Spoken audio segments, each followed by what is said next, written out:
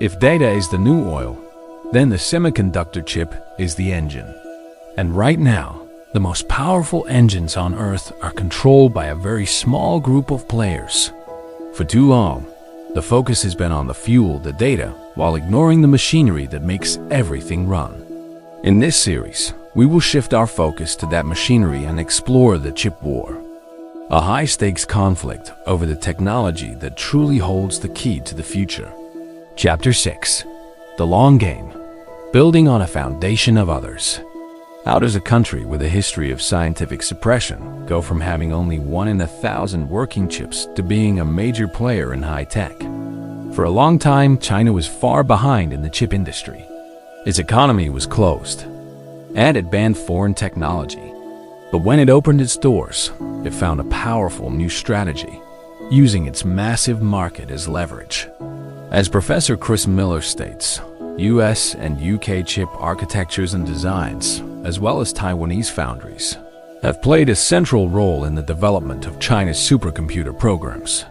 China turned its dependence on foreign technology into an advantage. It became so crucial to American companies that they were willing to trade technology for access to the Chinese market. For instance, IBM sold its stakes in its facilities in China and Malaysia to a Chinese firm to improve its sales, which had dropped by 20%. A company called KOA rose to prominence with immense government support, Western expert advice, and a massive budget for research and development. Spending $50 million on consultants alone in 1999, it built better quality products at a lower price and became a leader in providing equipment for cell towers. However, this success came with a cost.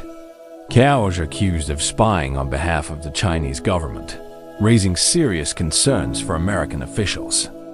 A more blatant example came from a Chinese company named Shinhua, which stole confidential files from Micron, an American company. The story gets worse. When the US sued Shinhua, the Chinese company countersued in a local court, accusing Micron of violating its intellectual property. The Chinese judges found the American company guilty and prohibited Micron from selling 26 commodities in their country.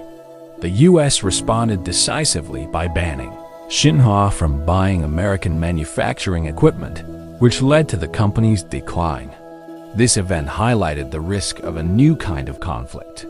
These stories offer some important lessons. Beware the price of entry.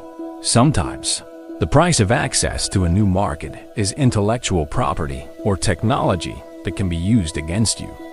Understand the playing field. Not all private companies are created equal. Some may be tools of a state, and their success may be driven by geopolitical, not just economic, goals. Protect your intellectual property. When a rival steals your innovations, you must be prepared to act, as the American government did with Shinhua.